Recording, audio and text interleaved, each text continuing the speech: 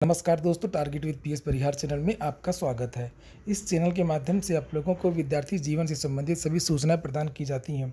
उसी क्रम में आज की इस वीडियो में हम लोग बात करेंगे संघ लोक सेवा आयोग की भर्ती यूपीएससी 2021 की। इस भर्ती में क्या आयु मांगी जाती है, क्या योग्यता मांगी जाती है और परीक्षा प्रक्रिया क्या है, इसकी पूरी चर्चा इस वीडियो में करेंगे।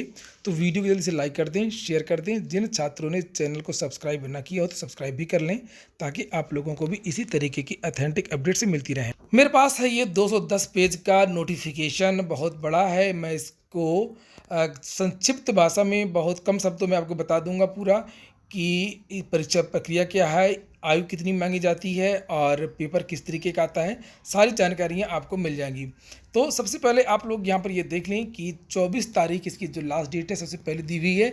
24 तारीख के पहले आपको आवेदन कर देना है। इसके आवेदन करने के लिए यहाँ पर वेबसाइट भी दी हुई है कि upsconline.nic.in, इस वेबसाइट पर जाकर के आप लोग आवेदन कर सकते हैं। 100 रुपये का फॉर्म है और यहाँ पर लिखा हुआ है कि निगेटिव मार्किंग भी इस परीक्षा में रहेगी। 1/3 की निगेटिव मार्किंग है, इसको आप लोग याद रखें।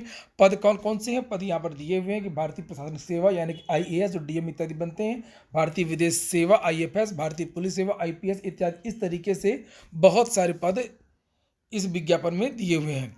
और अब बात करते हैं आयु की। इसमें जो आयु है वो सामान्य वर्ग को जो है 32 वर्ष की आयु मांग, पहले 30 वर्ष थी, अब 32 वर्ष कर दी गई है पिछले 3-4 सालों से। ये देखिए यहाँ पर लिखा हुआ है कि जो है न्यूनतम आयु 21 साल, अधिकतम आयु 32 साल होनी चाहिए। और OBC जो उम्मीदवार होते हैं उनको 3 साल की छूट दी गई है। SC ST को 5 वर्ष की छूट दी गई है और जो दिव्यांग अभ्यर्थी हैं उनको जो है 10 साल की छूट दी गई है।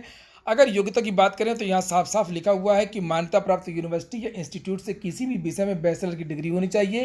बैचलर की डिग्री पाठ्यक्रम की अंतिम परीक्षा में शामिल होने वाले छात्र आवेदन फॉर्म भर सकते हैं। ऐसे उम्मीदवारों को सिविल सेवा मुख्य परीक्षा का फॉर्म भरते समय बैचलर की डिग्री प्राप्त होने का प्रमाण देना होगा। पदों की संख्या की अगर बात करें तो इस बार जो है 712 पदों के लिए ये भर्ती निकली हुई है और इसी भर्ती के साथ में भारतीय वन सेवा के भी 110 पद जुड़े हुए हैं। और इसी के साथ में इसकी जो परीक्षा होनी है वो 27 जून को होनी है। याद रखिएगा, 27 जून को पहले से कैलेंडर घोषित कर दिया गया है। 27 जून को ये परीक्षा होनी है। अब परीक्षा पैटर्न की अगर बात करें तो परीक्षा पैटर्न ये 3 चरणों में परीक्षा होती है। एक होता है प्री, एक होता है मेंस और एक होता है साक्षात्कार। जो प्री परीक्षा होती है वो 400 नंबर की होती है। 400 नंबर की 100 प्रश्न का एक पेपर होता है, 80 प्रश्न का एक पेपर होता है। ये भी 200 पूर्णांक का होता है और ये भी 200 का पूर्णांक का होता है। जो पहला पेपर होता है वो सामान्य अध्ययन का होता है। दूसरा पेपर जो होता है वो CSET कहा जाता है। पेपर आप लोगों का ऑफलाइन ही होता है और पेन पेंसिल से। और यहाँ पर देख सकते हैं ये 100 प्रश्न पूछे जाएंगे, इसमें 80 प्रश्न पूछे जाएंगे। MCQ जाएगा, 400 नंबर का पूर्णांक है, 200 का ये, 200 का ये।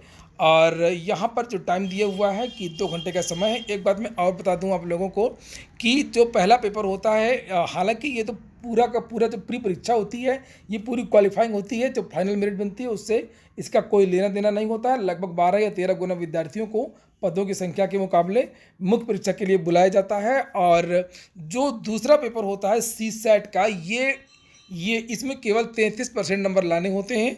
और जो ये पहला पेपर होता है जनरल स्टडीज़ का, इसी से मेंस के लिए मेरिट बनती है।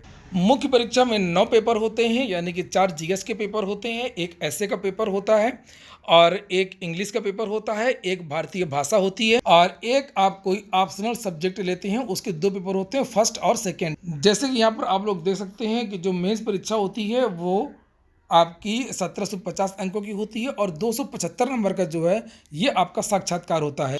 IAS की परीक्षा में यानी कि UPSC में अवसरों की भी लिमिटेशंस होती हैं। जैसे यहाँ पर लिखा हुआ है कि सामान्य वर्ग को केवल 6 मौके दिए जाएंगे।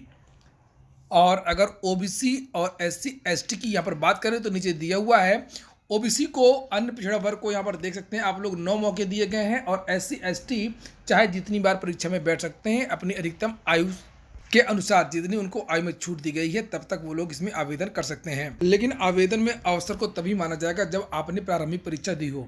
यहाँ पर लिखा हुआ अगर आपने प्री का कोई भी एग्जाम दिया हो। तो ठीक है दोस्तों, ये हो गया आज का वीडियो। अगर आपको अच्छा लगा हो तो लाइक कर दें। पूरा वीडियो सुनने के लिए बहुत बहुत धन्यवाद।